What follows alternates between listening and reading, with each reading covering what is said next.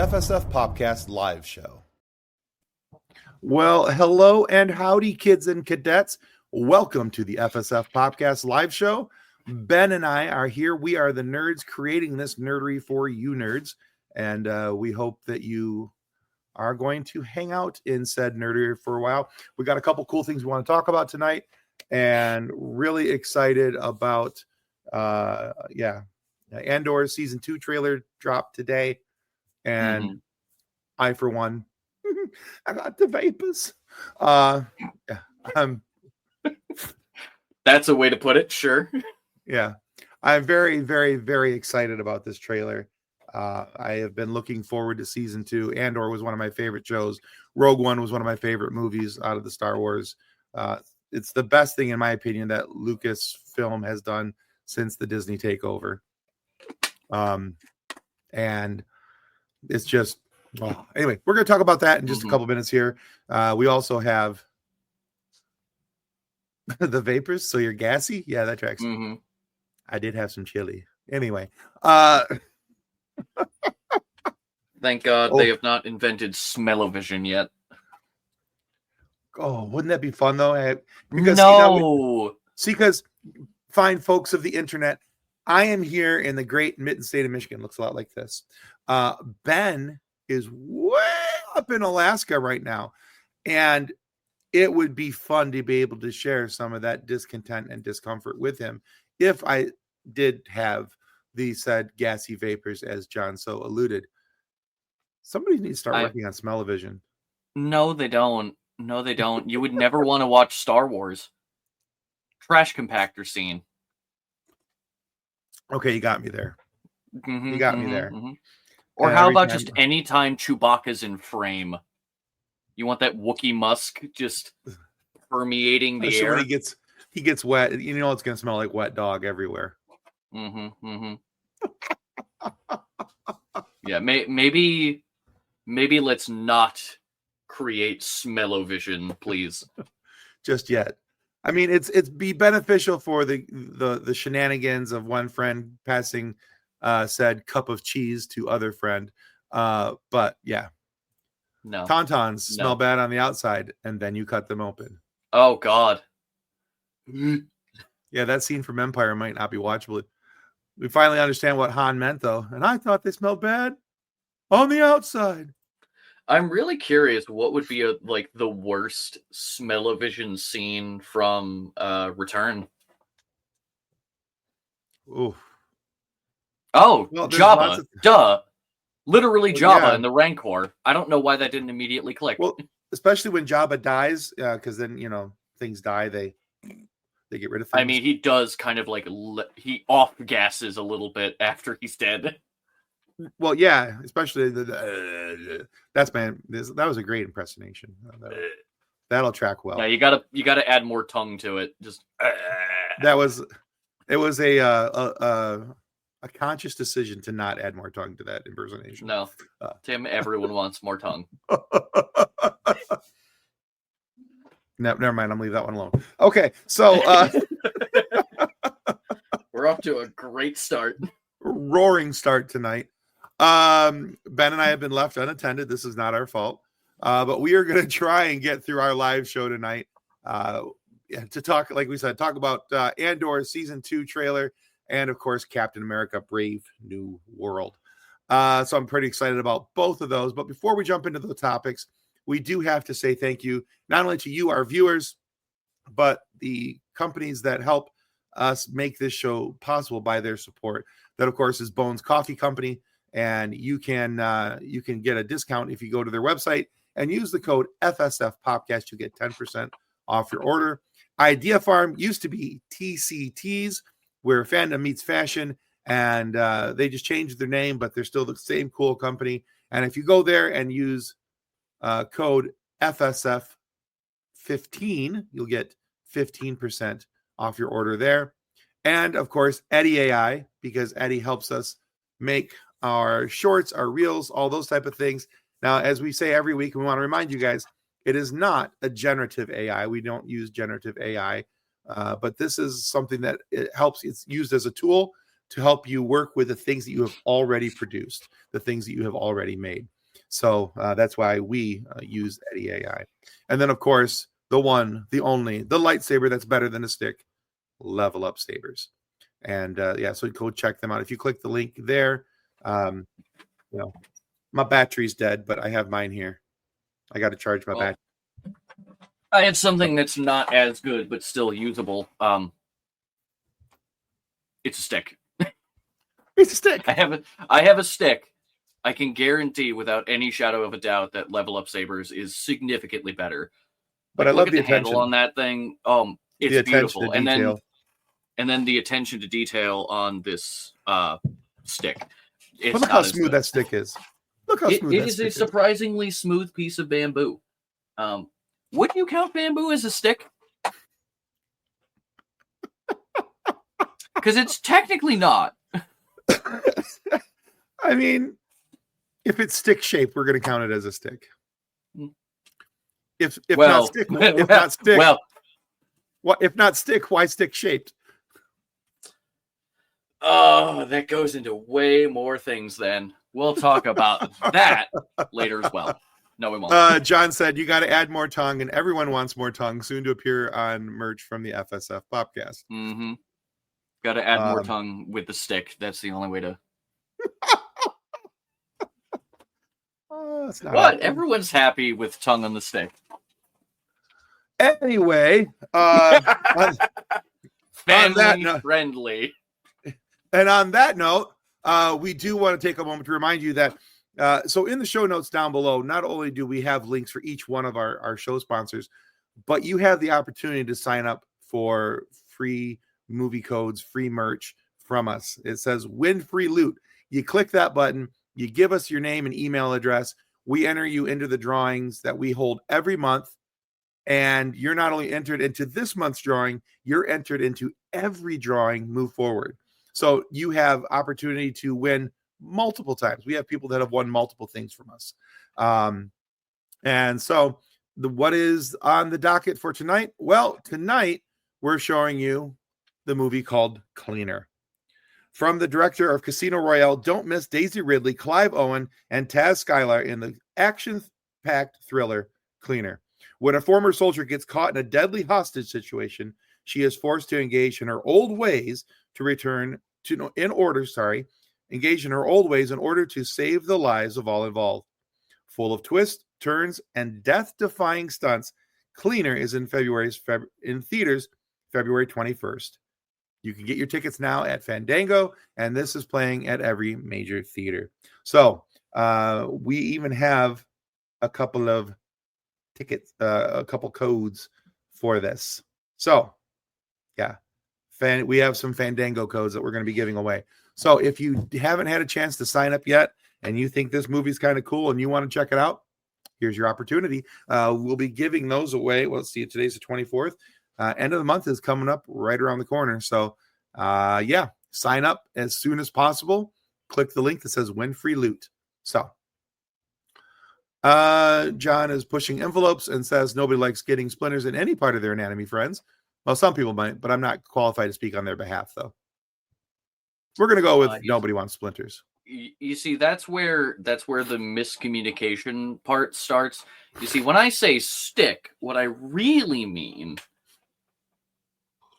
Anyway, we'll talk about that later. Is bamboo. Exactly. Which, technically speaking, is actually a grass. Or grasse, as some might say. No one says I don't know who would say that, but, it's entirely possible that somebody...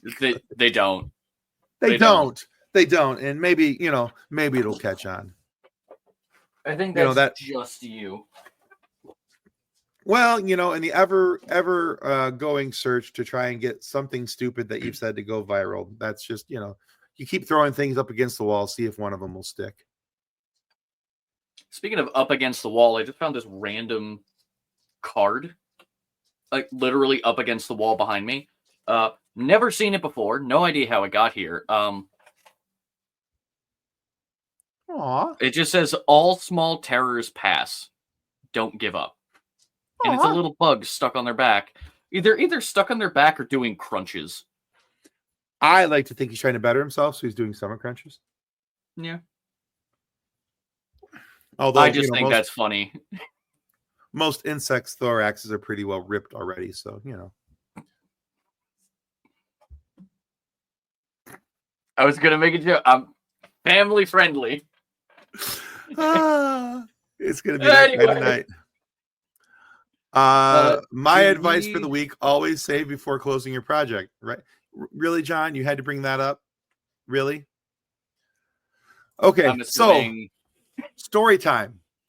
Just real brief before we get into everything. So, story time here. So, in our last RPG session for our Star Wars RPG, is this a spoiler if you haven't watched it already? My character, the clone DeLorean, Farmer Ted, is now dead. I like to say that John murdered him. John likes to say that I chose my death. And it's a little column A, a little column B, but it's kind of not, though, because you said one number and John said a bigger number. Again, John murdered me. So, yes, we are all in agreement on that, except for John. Except for John. But so we were creating my new character for the next session. We went entirely through this thing, and I'm not gonna lie, I'm pretty proud of the character that I picked out. John was excited about the level of research I put into this character, and he had ideas swirling through his head. We had the entire sheet, front and back, all loaded up. All my feats, got him up to level 12, so he'd be in step with the rest of the characters. Did you hit the save button? I did not. No, we got done. How done. Much of that do you remember? A little bit. I remember what I have written down. I mean, I do have my notes here. So, but that's only gonna, get me so far, and then I've got to rely on John. So, I'm only disappointed that Edna survived. Oh, if you would have killed off Edna, you would be in so much hot water. I'm actually kind of sad that Edna didn't survive now too, or that Edna did survive rather. So, just to know the amount of trouble that John would legitimately and actually be in, we would have seen a beating live on camera. There's the hope. Just the moment that Edna fails the final death save, and just right, we just see her disappear from like her frame and appear lunging at John in his frame. Right. That'd be great. All right. Well, so one last quick thing before we get into our actual topic for tonight. So this is coming up this week. I'm sitting down with this person, not only for the FSF PopCast, but as many of you may know, I am also a writer, contributor at a website called Couch Soup. And so I have an exclusive interview with this person, not only for the PopCast, but also for Couch Soup. We're doing it in 2 different stages, 2 different ways. So the content on each of them will be exclusive to each. So it's kind of exciting.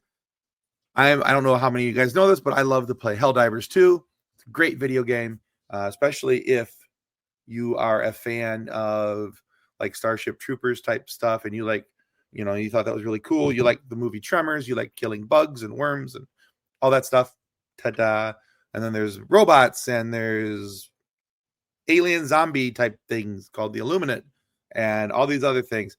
Anyway, Catherine Baskin is the community manager for Arrowhead Game Studios, the creator of Helldivers 2. And so I'm going to sit down with her this week. We're going to talk about some questions about her work at Arrowhead, everything she's doing. And then she's also going to talk about some very specific questions about gameplay, community involvement, and how important it is to have feedback from players like you and I. So that's coming up later.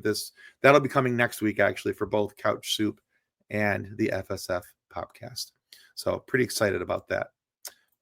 John says there's a topic. There is a topic. We're just taking our sweet time to get there because, again, Ben and I are unsupervised. and we are strolling through this conversation in the most lovely ADHD way possible. So, yeah. But I guess we can get to it. Get to the topic. I'm assuming Andor first, because it's only a 1.5-minute trailer, and then... Yeah, pretty much. So, yeah, Andor Season 2 trailer dropped today, and it is a 1.5 minutes long. I don't know how they found 71 Easter eggs, but Screen Crush has a video out there with 71 Easter eggs. I haven't had time to watch it yet. I will be checking that out very quickly here. I love checking out their videos. Funnily enough, when I typed in Andor Season 2 trailer, the first result was actually the Easter egg video, and then directly under that was the actual trailer. So I'm like, huh, that's that was fast.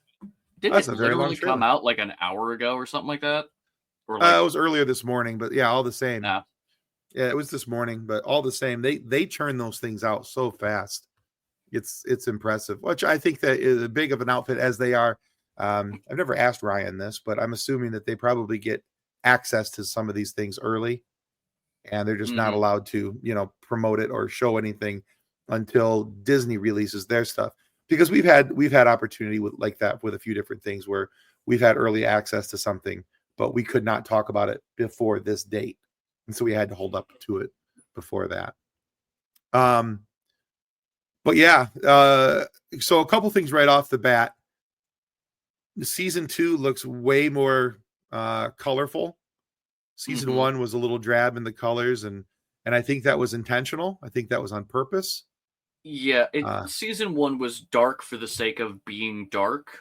Right. To kind of like drag you through the mud of getting into the rebellion.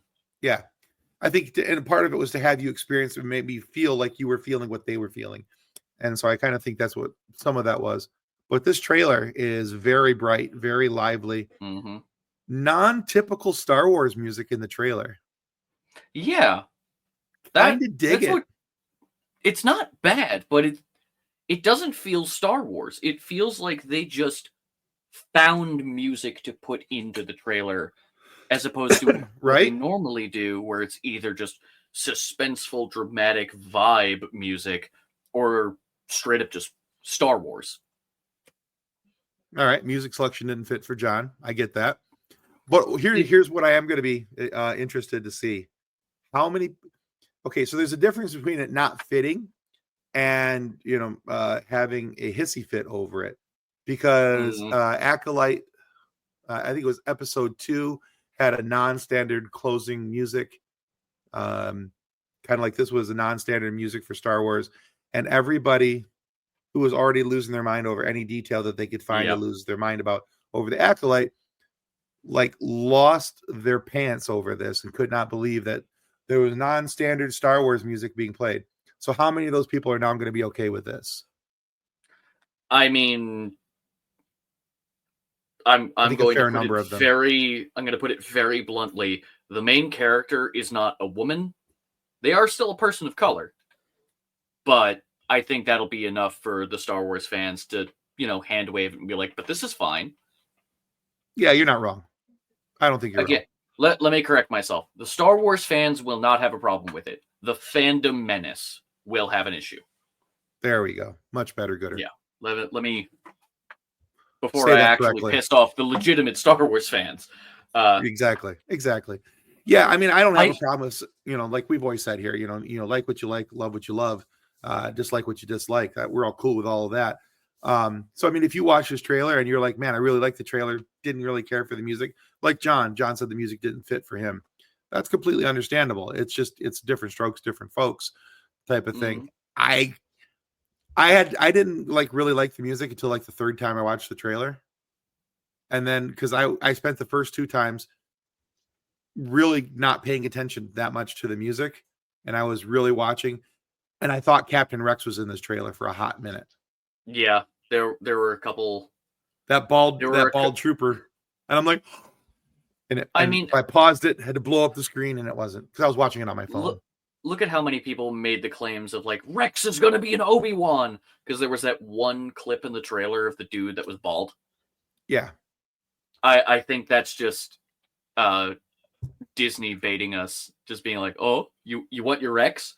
Live action Rex? You Oh, want it? It's right here." oh, It's not though. oh. Yeah. The thing that I think is that this is intentionally. I think the music is intentional. That it's intentionally not fitting for Star Wars or not Star Wars-esque.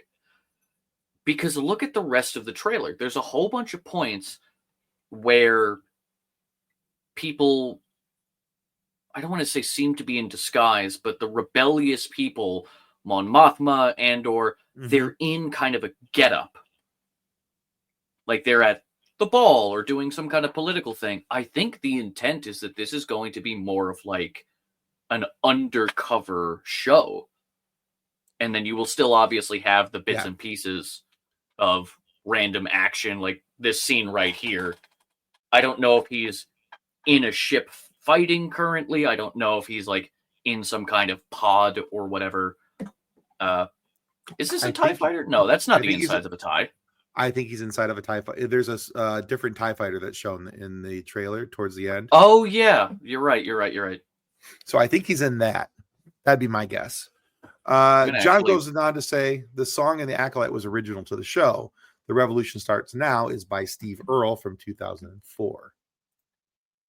Okay. But still, it was just, I still think the issue with the Fandom Menace was that it was female-led, BIPOC, and not that wasn't my Star Wars anyway. But yeah, so. Oh yeah, he is in a TIE. It actually, you know what I think it is? I don't think it's actually a TIE. I think. Do you remember those like small troop carriers that were on Lothal? Yeah, Rebels. It looks like that. It kind of looks like that a little bit. It's funny you mentioned Lothal because the scene in the wheat fields of them walking through shooting is almost reminiscent of a couple scenes from Rebels. Yeah, and there's a scene and there's time in Rebels where Mon Mothma meets up with the Ghost crew. So now I'm also wondering if we're going to see any of that with a tie-in here. That would be kind of cool. I mean, I doubt it, but it would be very cool to see that. I think for the start of the rebellion. I think the other thing that makes me kind of like believe that this is going to be more like a spy type show I have a feeling this is going to feel more like James Bond than it will Star Wars, because just rewatching bits of the trailer, there are some voice lines of like Director Krennic, I almost forgot the name for a second, saying, well, this is a swell party. You see a scene of Mon Mothma in a party. All the comments and like the critiques are saying things of like confident and sophisticated, which is not something you would say to like a really gritty, like Rambo style movie. Right. So I have a feeling. Yeah, I saw that too. I'm also excited about the fact that they're saying they're Emmy-worthy performances. Yeah, I'm literally looking at that scene now of just a prestige drama with searing action and Emmy-worthy performances. I think we're going to get a spy flick, and I'm 100% okay with that. Absolutely, yeah, bring it on for sure. It's also the Fandom Menace can go kiss a Gundark. I will second that. Very, very thankful that you did not specify where on a Gundark, but let the reader use their imagination. So, but yeah, there's also the scene of him like he's like dressed up and he's like smiling and suave. Got his hair all slicked back, and that's what's really making me think that this is going to be like a spy series. Spy undercover, sneaking in and out of things. I got to figure out who the girl is in the scene where he's walking away and she's got her hood up and they explode something. So I'm kind of curious. There's a couple questions I have from season 1 but they don't need answers. It'd be Oh, cool if wait they a minute. did get answers, but Sorry, I'm looking back through the trailer. You see the full shuttle in another scene. It's a TIE interceptor. right. So it's not a regular TIE fighter, it's just an interceptor. But there's a scene where he's like just opening fire in whatever building he's in, hovering in the interceptor. So that could be Right. that Which could be makes me fun. also makes me wonder if they're going to if we're going to see something on Lothal, because that's where the interceptor was built. That's also true. So, I mean, there's a lot of different possibilities for this show leading up to Rogue One, and I know that they're probably only going to have 8 episodes, which sucks, but which will suck. But give us season more. one had, Disney, I think season are one you had, listening? Give us more. right? Yeah, that's been the begging. Andor season 1, I want to say, had 12 episodes. I don't think so. I think it was like 12. 10? 12 Oh, episodes. it did. So if we can get 12 episodes like we did in season 1, and they can all maintain that 40 to 50 minute time frame somewhere in there that they were holding pretty strong to in season 1, this can be an amazing series. I mean, season 1 blew me out of the water, and I was thrilled with it. So I'm excited to see where it goes for season 2. I'm gonna say a thing, and I'm a bad Star Wars fan. I haven't finished season 1. You have 55 days, sir. I am aware. I'm a bad Star Wars fan. You could all make fun of me for it. I get. I still haven't even seen Acolyte. You have 50. No, that's not as pressing. Yeah, because they're never making a season 2 of that because the fandom menace is terrible. Again, they basically cut that show before it got a chance to actually pick up. Yeah.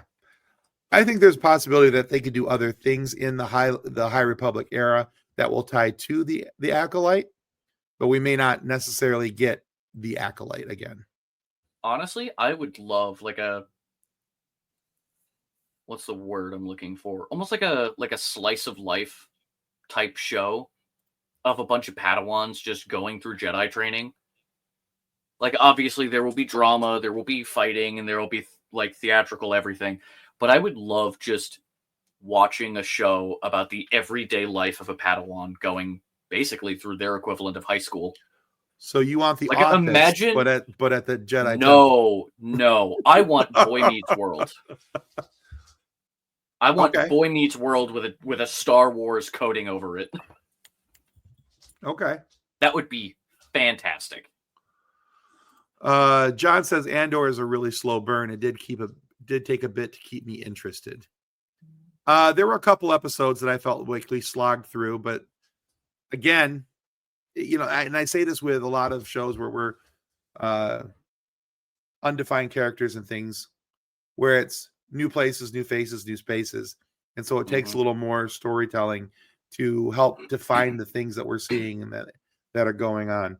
So I was okay with it, because it seemed like the ones that we slogged through, the very next episode, right away there was a payoff. Here's what you were waiting for. This is what we were setting up. This is what we set up. Here it is. Enjoy. I will. Padawan meets God. That'd be great. Or just have it almost like, oh my God, could you imagine a Jedi equivalent of Scooby-Doo, where it's basically a monster of the week kind of a thing. Yes, please. Apprentice and master just fly planet to planet, and they're just like, the council has told us to go deal with this problem. One episode it's a political drama. One episode it's a just like a monster fight. Other it's some kind of mystery. Do you imagine the versatility of that kind of a show? Like Zoinks Chewie? No, not like that. Though it would be hilarious if it's a group of 2 masters and 2 apprentices, and one of the Padawans is a Wookiee. That'd be hilarious. Oh, I see you have picked up a loaf of bread. Yeah, she's begging for attention. So, because no one ever loves her or gives her attention ever. my pupper was begging for attention too, mainly because I had food. Yeah, well, you'll have that. Well, this is a chocolate cake thing, so she can't have that. No, that would be bad. Very, very No, bad. you're not bad. You're okay. She heard the word bad. You're okay, baby. Oh no, you're the bestest loaf. You're okay. Look at that baby. Yeah, she's got a sad little punim. But okay, you gotta get down. We have a there we show go. to do. Holy cow, she is shedding. Wow. To John's point of like having a couple times where you had to like slog through it, I agree, but I never lost interest. They always had me in like little tiny tidbits throughout the ones you had to push through. I will say their escapades in sci-fi Scotland. There were too many episodes of them just planning. Like, I understand it is very important to plan out a heist, but there's a reason why things like I immediately deleted Ocean's 11 or something like that. There's a reason they do that in a montage. Like, people want to see the payoff. They don't want to see you sitting there with a map going, okay, let's take the next 13 hours to go over this. But there were some good points in there, so I wasn't like completely lost. That being said, directly after the heist is where we stopped. Not for lack of interest, but life happened and life continues to happen. And every time I think, man, I want to go watch and like finish Andor, I don't. I don't know why. I'm a bad fan. Kathleen says, I'm not dead. Yay! Yay, Kathleen. Wait, are you talking maybe I'll about put Andor on my watch list while I recover next month. You better. Oh, there you go. Ooh, that'd be good. I mean, you're going to be sitting down doing nothing for a while. So. Reads through comments, scowls at John. I was going to say, are you saying you're not dead or Edna's not dead? Either way, yes. Either way, it's a good thing. It's a yes. All right, so there's lots of things that need to be discovered yet, and clearly we won't get those till season 2. But I'm hoping that there's another trailer with a couple more snippets here and there to help us understand what's going on in season 2 of Andor. But the trailer is out now. It looks fun, and if you want to see what all the Easter eggs are, like we said, Screen Crush has a episode out with 71 Easter eggs on a minute and a half, or a little over a minute trailer. That's literally one every like 1.25 seconds. Yeah. So. No, it's less. It's one every like 1.05. Hang on. I need to do the math. He's going to do the math. He's going to math this thing up. Kathleen says, I had met me, then I saw the Edna comment and got angry. She had some Wookiee rage. Minute and a half is 90 seconds divided by 71. Oh, no, I was right. Every 1.25 seconds. Yeah. So, yeah, I need to sit down and watch that because I'm curious to how they got what all Easter eggs they found and, what I missed. And that's the biggest reason why I like watching Screen Crush is figure out what I missed in a trailer. But, all right, any parting thoughts on Andor before we move on to our next topic? I really hope they don't mess it up. That's the only thing I'm worried about is like, I'm just thinking about it in the sense of, think of The Mandalorian. Right. It was beautiful. And it was still good for the other 2 seasons. But there was like a noticeable like decline as the seasons continued. Particularly towards the end of season 2, going into season 2.5 with Boba Fett. And then coming back at the end of season, starting with season 3, and then hit an all-time low with Lizzo and Jack Black, and then tried to rebound from there. Yeah. Like, I understand cameos are great. Having, like, very famous people playing characters is great. They can do great things. This was literally... It was not them playing a character or anything. That was just, look, Jack Black and Lizzo. Yeah, That was it the was a whole purpose of the caricature. episode. Yeah. It was a caricature. So, all right, yeah, I agree. Let's So hear. I Fingers hope crossed. it Season 2. maintains I hope it either maintains or exceeds expectations. Yeah, I agree. And then there's also, there's also Saw Gerrera, there's K2SO, director Krennic. We're seeing a lot of really cool things. So I do have really high hopes for season 2. Oh, yeah. All right, moving on. Which, speaking of exceeding expectations. Exactly. Captain America, Brave New World. Absolutely, absolutely, absolutely love this movie. I have one thing when it comes to this movie, and it is not even about this movie. Okay. What is with Rotten Tomatoes? I don't the understand. critic score is like 52. The audience score is 94. Yeah. How could there be such a massive discrepancy between those two things? Like, yes, there were moments in the movie where I'm like, oh, the CGI was not that great in that one scene. But I mean, the story was great. This felt like a Captain America movie. This did not feel like the 15th iteration of Guardians of the Galaxy with a new skin.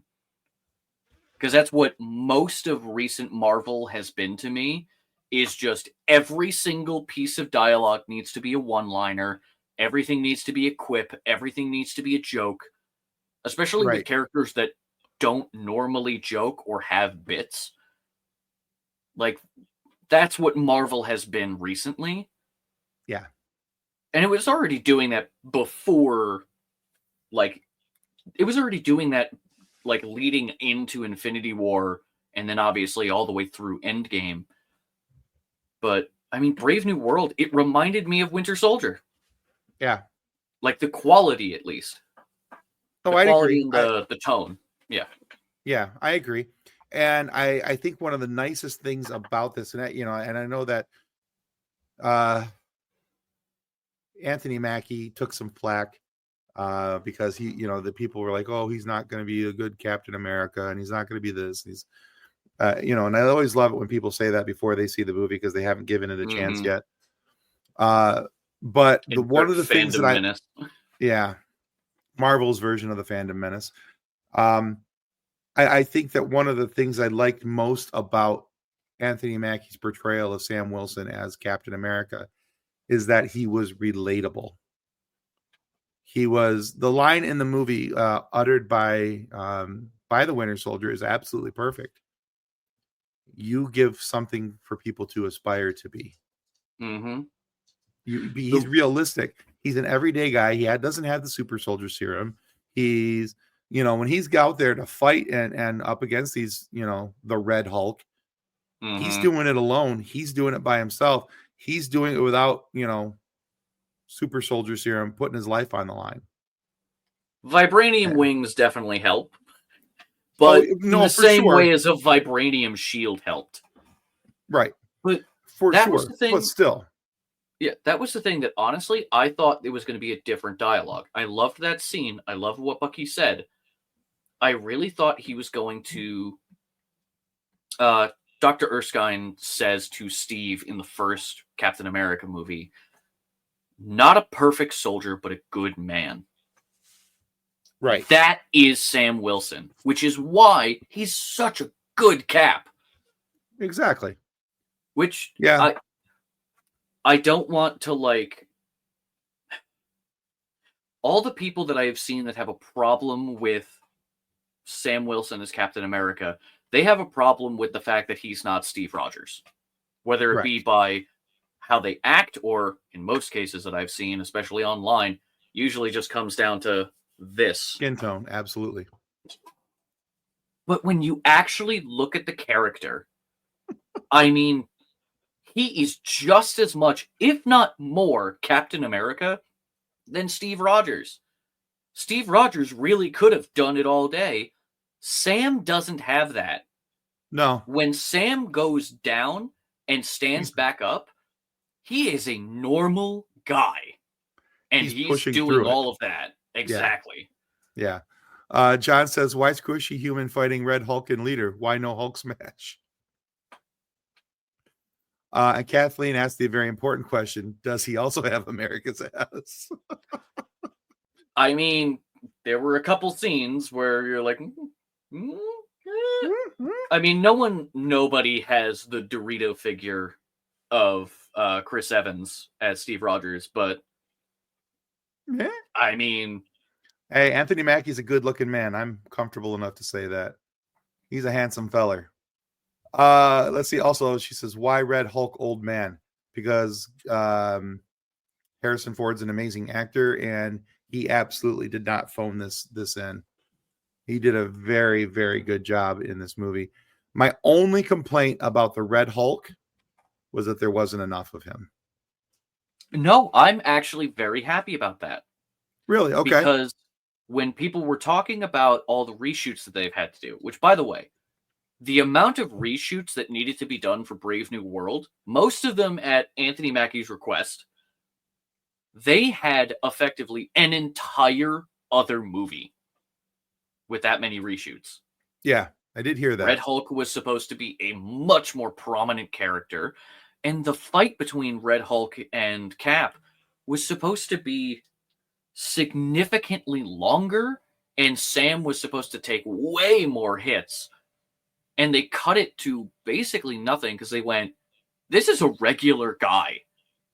If he was fighting the Hulk, if a regular person was fighting the Hulk, they'd be dead. Yeah, vibranium or not. Yeah, he'd be dead. Yeah. I mean, there are so many times that you see Sam in that fight, like, get barely grazed by Red Hulk and go flying. Mm-hmm. Like, just the faintest whisper of a hit, and the man's almost unconscious every time. Which I don't blame him. It's the Red Hulk. Which, there was only one more other little thing that I had as a problem with the CGI. Okay. I want to get problems out of the way first so I could talk about everything I loved. Right please after. do. Spoiler, if you couldn't tell, we're talking about spoilers. The very end of the fight between Thunderbolt Ross and Cap. Red Hulk looked so small. Like, you see him throughout the rest of the fight, and he's gigantic. He looks like a Hulk.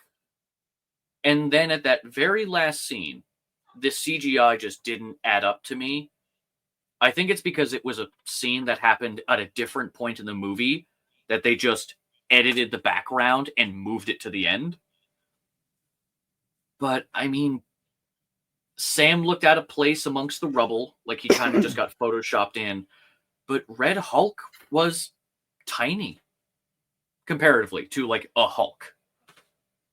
I'll give you that. I'll give you that. That is the most gripe I have, is that Hulk wasn't big enough. Yeah, when you think Hulk, you think large, overpowering, you know. I mean, look at Mark Ruffalo's Hulk in just the first Avengers movie. He was Hulk. He Massive. was this, like, almost like 15-foot tall, just gigantic behemoth. And then you got Red Hulk now. Obviously, Red Hulk is not as strong as regular Hulk. There's a lot of things about that. He has different powers in the comics. It's a whole thing. Point is, though, even in the comics, Red Hulk is gigantic. But yeah, he looked Korg, the big rock guy from Thor. He looked about the same size as Korg. That's not big enough for a Hulk. Yeah, I was gonna say he's probably about half the size of the Green Hulk in this movie. So I did find it funny that one of the paparazzi people was like, "They're red now?" Because so far in universe there are two Hulks. Both of them are green. Right. Now we got a third, and that's confusing. Kathleen asked, on a scale of flat to booty gatwa, where are we? With Chris Rogers being a Cap. Chris Rogers Cap being a very solid 9. It's, you know, I wasn't looking that closely, but we'll give him a strong 6 or 7 on the booty scale. So a strong 6 or 7 on the Cap booty scale. Crusher Convo says hi. You tell me. He's you got tell some me. booty. Well, especially with those stripes. There you go. Tiny Hulk squish. But yeah, there's so much that I loved about this. I am looking forward to seeing what's his name? The guy that took over as Falcon. The character's name. Oh God, my brain deleted it too. Hang Torres. on. Yes. Anyway, we'll just go with Torres. Looking forward to seeing him as a proper Falcon in the upcoming MCUs. Because Joaquin Torres, there it is. Joaquin. I'm tired. We all are. But having him and Cap work together in those scenes until he got clipped was really cool for me. And I was really enjoying that. And I'm very much looking forward to seeing Cap with his Falcon and them flying together and doing things together. And I'm really, really kind of stoked about that. That was such a great scene where like Cap had that really. We do. All right, I'm going to start working on an official booty scale for the podcast just because I think that would be hilarious. I loved the scene. I love the scene when they're on the carrier and they're trying to like send out fighters and whatnot. And Cap is just like, Mr. President, you got 2 birds right here. You want us to take care of that?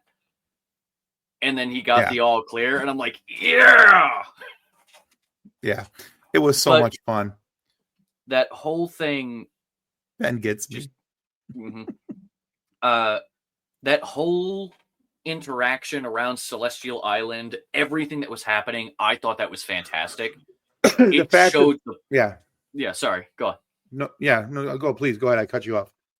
I was just going to say, just the way the puzzle pieces finally laid out, the way everything worked to the leader's plan, and just the manipulation, the bravery of everyone trying to stop it, just the way it was done, it was great. I think it was really well done. Yeah. I will have one comment regarding the fandom menace, their gripe with that scene where Sam jumps onto a missile like a surfboard and just knocks it into the water. As if the first Avengers movie, Iron Man didn't fly up and grab a rocket and move it. Like, we know it can be done. It's also the fact that he was clearly fast enough to go supersonic, which means he's faster than the missile, so he can catch up.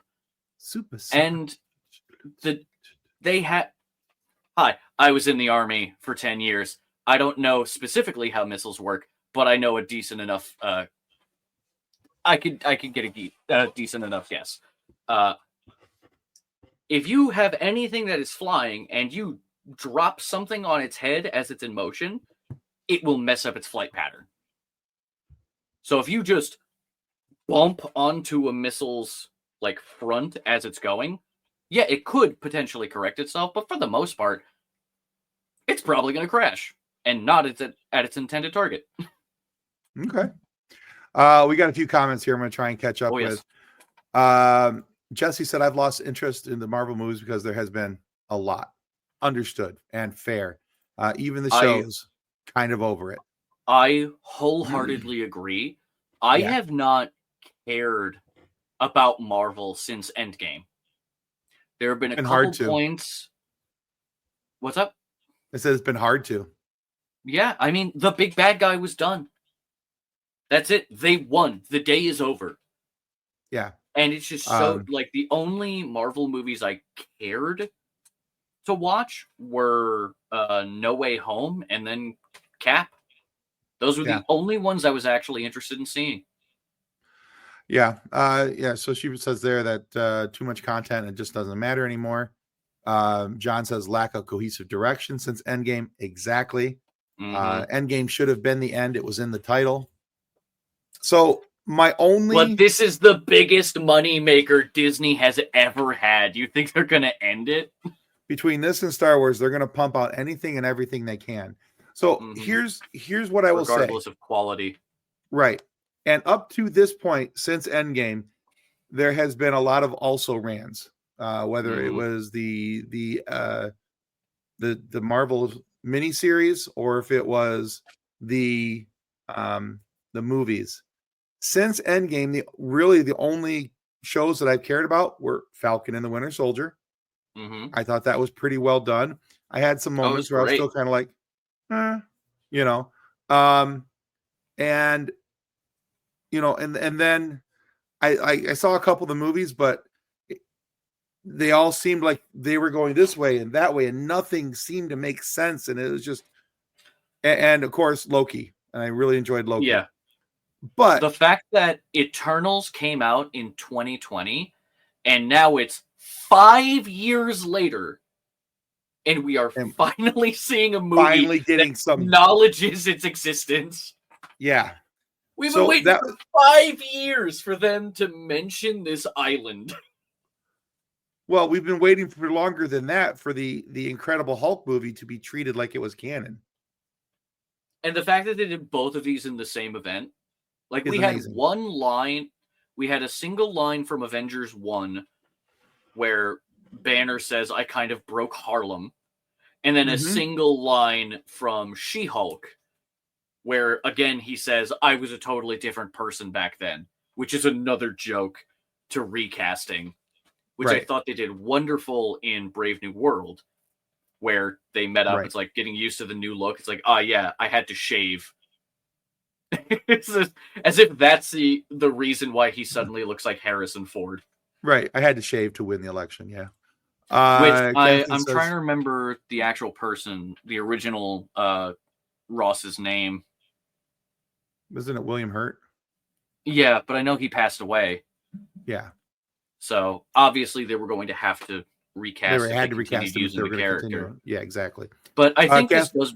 Yeah, I think Harrison Ford continues the legacy of the character pretty well. Very well, in my opinion. But then again, I'm a Harrison Ford fanboy, so just about anything he does, I'm down for.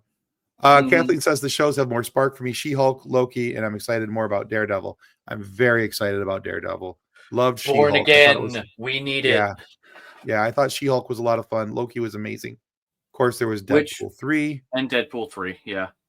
Which, that Doctor was Strange, all just a... I had such a hard time with Doctor Strange.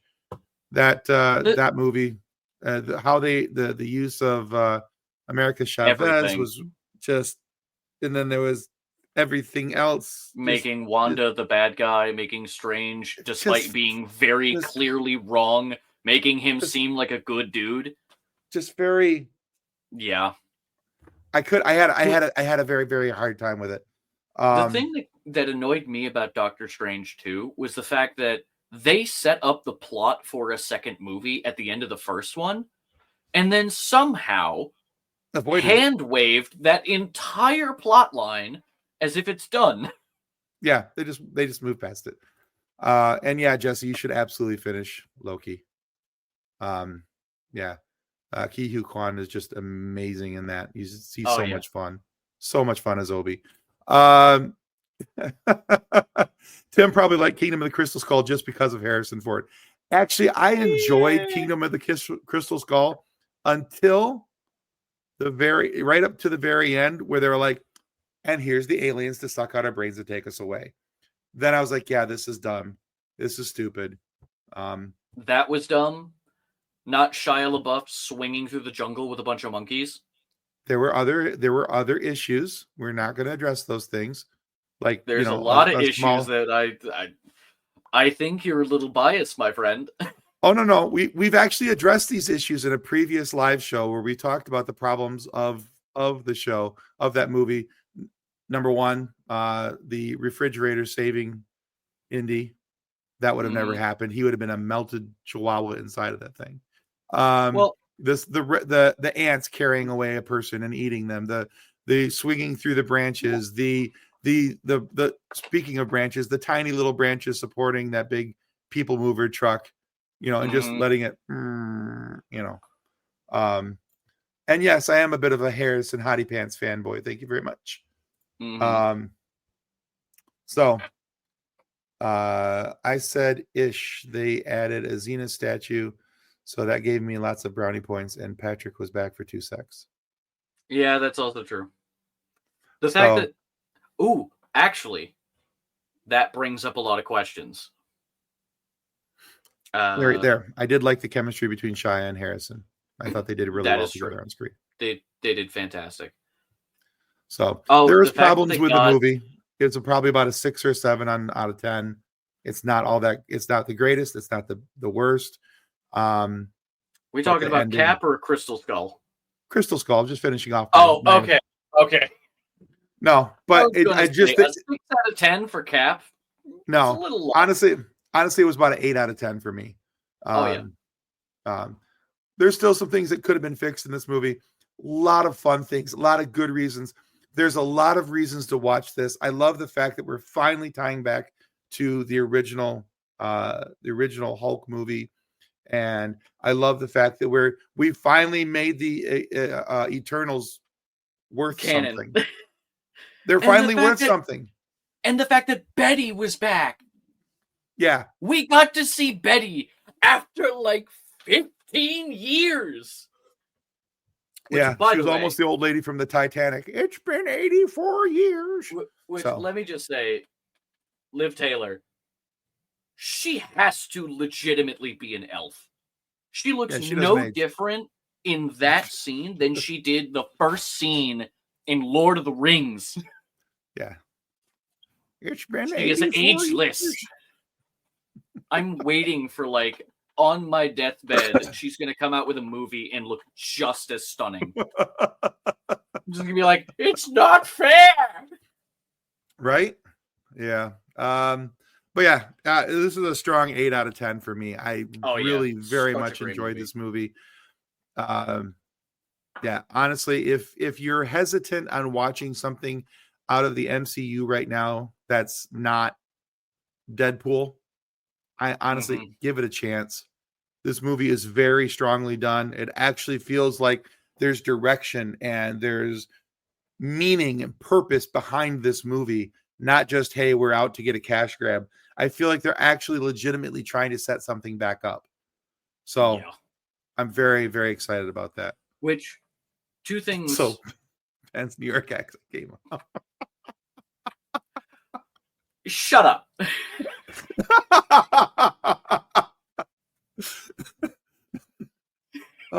Good. Yeah. Good. My accent comes out whenever I want it to. Which I had 2 things that I wanted to talk about specifically. Yeah, please do. Because I know we're getting close. We're very close to an hour, and I don't know how long we want to drag this out. But the 2 things I really wanted to talk about was the first one being Sam Wilson, Captain America, is not the same as Steve Rogers. They are both Captain America in their own rights. But the thing I loved about this is the fact that they finally gave us Sam Wilson, the counselor, the man who will talk you down. That is something I loved. The fact that all the people he fought throughout the entirety of the movie, he was basically a therapist during the fight. He's like, hey, I know you want to kill me, but maybe reconsider. We can talk about some of your trauma. We can work through this. Right. We can do some stuff. And, I mean, it does actually play off in the end. It's literally how he beat Hulk. He talks him down. Yeah. And I thought that was great. But at the same time, he is full on a, like, Black Ops soldier to the point where one of the best scenes is when I don't remember his name. The Serpent Society guy, Gus Fring from Breaking Bad. But when he was fighting Sam without the shield and everything, he had a gun. He was ready to kill. He's like, you're nothing without your gear. And then Sam runs up and just full on drop kicks him. Knocks him completely out cold. He's like, nah, I'm just a bit meaner. I'm like, oh. And then the very first fight in the movie, where he gets the shield knocked out of his hand, and he's like, all right, fine. Your arm belongs to me. Rips it out of its socket. He doesn't like rip the arm off, but that was a brutal crunch in that first like big fight. Yeah. But it shows that Sam, despite being a nice person, he'll end the fight. He will end the fight. He's not afraid to play dirty, for sure. Well, I think it's mainly, it mainly comes back to the mentality that Sam can't do this all day. Right, so he's got to get it done. Uh-huh. He doesn't have the super soldier serum to push him through. Sometimes you got to be very meticulous. Sometimes you got to like plan. Sometimes you got to talk. Sometimes you have to be a hammer. Well, in the immortal words of Kenny Rogers, sometimes you got to know when to hold them. You got to know when to fold them. I had a feeling you were going to pull that.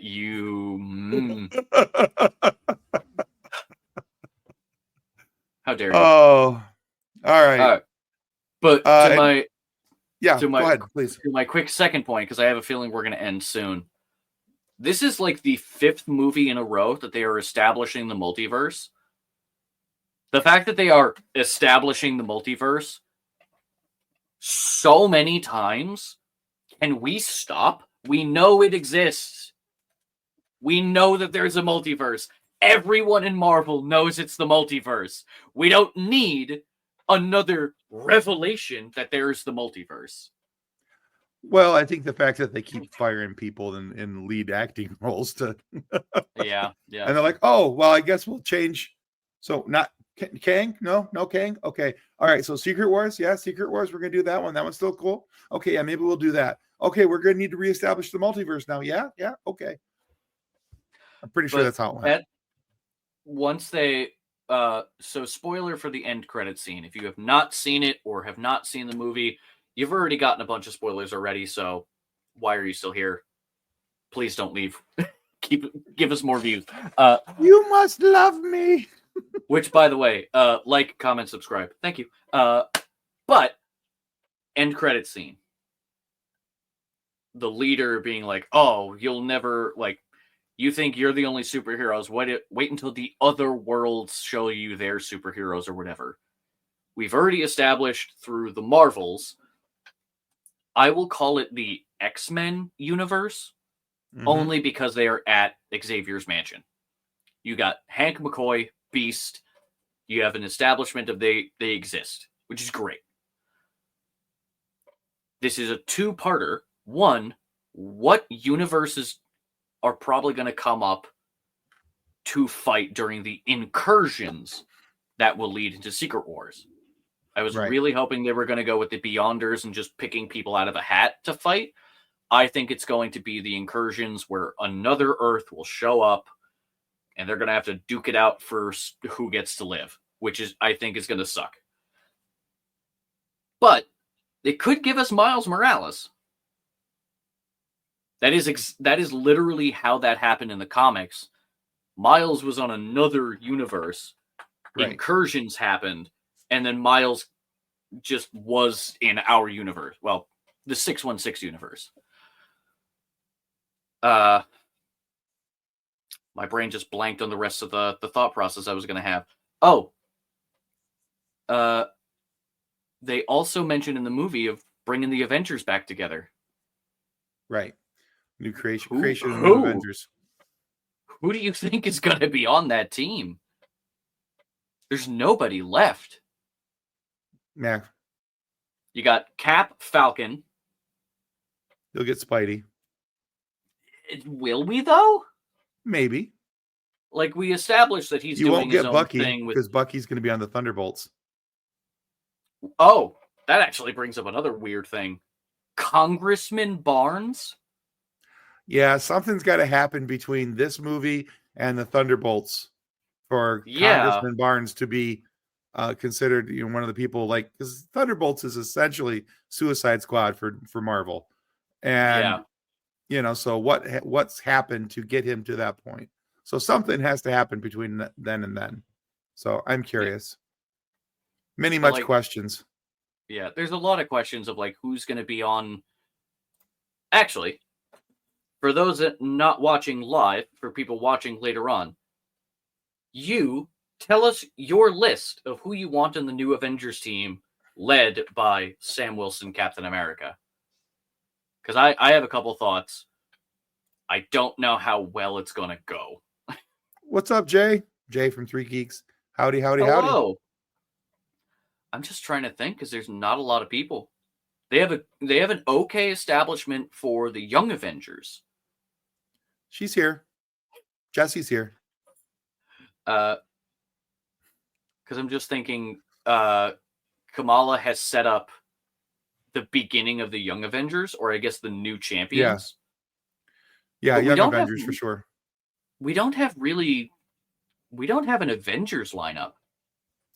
There's Cap, Falcon, maybe Doctor Strange, She-Hulk, because they're not going to bring Hulk back. Maybe Spider-Man. Daredevil's coming out. Captain Marvel. Is she, though? I would love to see Captain Marvel to be like the big hitter for the new Avengers team, but I don't know if Brie Larson's going to really do extra Marvel stuff anymore. Yeah, I'm curious about that. I want her to. I think it would be great. I really enjoy her as Captain Marvel, so I would be okay with that. Oh, yeah, 100%. She's got the perfect personality for it. But I mean, that's kind of it. I mean, maybe New Vision, the like colorless vision, I guess. Right. The White Vision. Yeah, they don't have much of a team. It's going to be a little interesting because, who, and I mean, they've basically set it up for the Young Avengers to take off, but there's Shang-Chi. He could be Shang-Chi would be fantastic. Yeah, he would be very good. But I don't know. I feel like this is a whole other live episode to have a conversation about. That's a fair point. I think that's how we do that. I think we have a conversation about who could be in the new Marvels. Between now and then, I will make an entire PowerPoint. Well, bye. I will make an entire PowerPoint of just who's left. Yeah, pretty much. And the road that she's talking about is the FSF PopCast. Good friends of ours. Go check them out. And that they're a lot of fun. They talk a lot of Star Wars and other random nerdery. And we love them. Good peoples. And I think for the most part, I think we're pretty done with this live. So for any of you watching, maybe hop on over there if you got nothing else to do. Absolutely. And we will be back Thursday night. John and I, maybe Thursday night. We'll see. Usually we try. Possible. It's a distinct possibility. But every Monday, 7 p.m., there's either a live or a replay. And but yeah, next week, I'm pretty sure that we could be talking about the Avengers. So because that seems like a really fun topic. So, and and then we could also set it up so we could have our booty scale. Okay. And next week we have amazing guests, the best ones ever. We have the live show set up for. I didn't know we were joining you on your live. I think, yeah, that's what I thought. Is that next week? Is that next week, Jay? Oh yeah, that is next week. That is next Monday. Oh, okay. Yeah. Yeah, they'll be joining us. So, yeah, 3-3 with 3 Geeks. I forgot about that.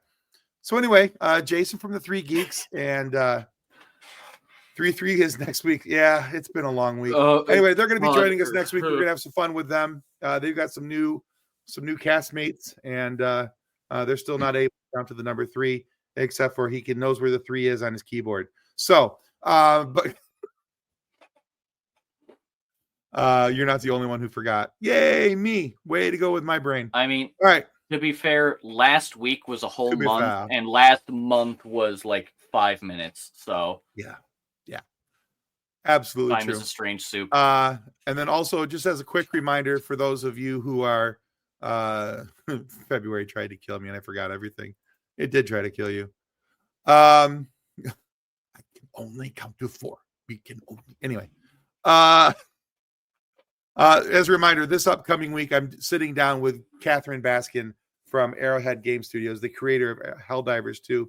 We'll have an exclusive interview for you here on FSF PopCast, but a completely separate interview for you on Couch Soup. But yeah, some really cool stuff coming with Catherine. She is amazing, and I cannot wait to get her on camera and have a fun little chatteroo with her this upcoming week. So we'll get her on camera, have some fun with her, and get that out to you right away so you guys can enjoy it as well. Tim reads that comment. John, that was only that month, wasn't it? That was John. It was January, February. There was December before that. I think all the months tried to kill us, if we're being honest. Yeah. But just February is far more aggressive with you, Kathleen. So just remember, though, what doesn't kill you usually succeeds in the second attempt. Well, on that note, I think that's a good time to call it. And I just want to say thank you to everybody in the live stream tonight. Thank you for hanging out with us. Thank you for playing along. And we will see you next week, Monday, when we have, obviously, apparently, the Three Geeks podcast coming on, because Jason reminds me of these things because I have the brain of a goldfish. But yeah, we will slot our Marvel Avengers and or booty list to another day. Oh no, we can talk about that with Jason. I think he would enjoy that conversation. But I'm not gonna be there.